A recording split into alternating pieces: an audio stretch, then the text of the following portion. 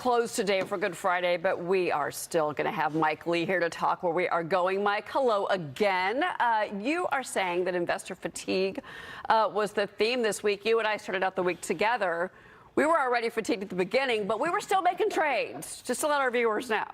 How long does this volatility last, do you think? You know, Cheryl, it does not look like there's any end in sight.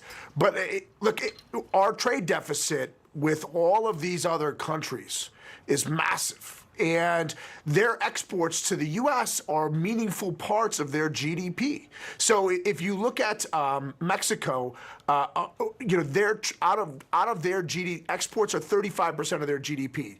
25 of the 35% are exports to the United States. So there's a lot of countries around the world where a large portion of their overall GDP is exports to the U.S., and tariffs directly impact that. So we are going to win every single one of these trade negotiations. Why? Because of math, not because of Trump or some other external factor. These countries simply have to deal with us. We hold all the weight, and as these tariffs start coming off or these trade deals get signed, these are going to be incremental positives. However, I think everybody's got a little motion sickness at the moment, so it's going to take some time to put some air back in the market. Yeah, I think a lot of folks are okay with the fact the markets are closed today, Mike. So President Trump, called Powell, quote, too late in an apparent new nickname for the Fed chief. If Powell finally caves and he does decide to lower those rates, what happens to the tech sector and tech stocks in particular, do you think?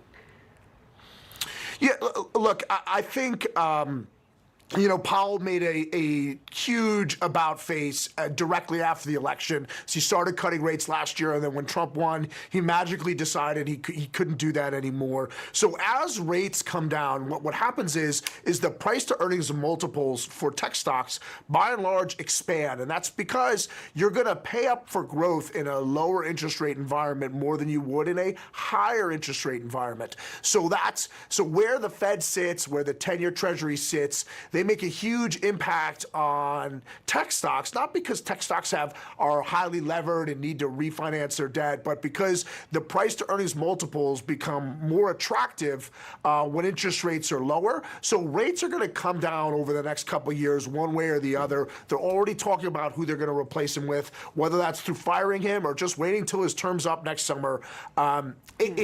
It's going to happen. Rates are going to come down. Inflation has already started meaningfully coming down. And as the price of energy declines and regulation goes away this year, you're going to see massive deflationary pressures. Yes, we may see a one-time price shock as these tariffs come on, but that will subside over time. So I think now a lot of these tech stocks are on sale, particularly all the chip makers. Yeah. So NVIDIA, Marvel, AMD. Yeah. We were talking, yes, Mike, yes. you and I were talking about NVIDIA earlier this week, and it's definitely been kind of the stock story of the week. So more to come on Monday. Mike Lee, thank you, sir.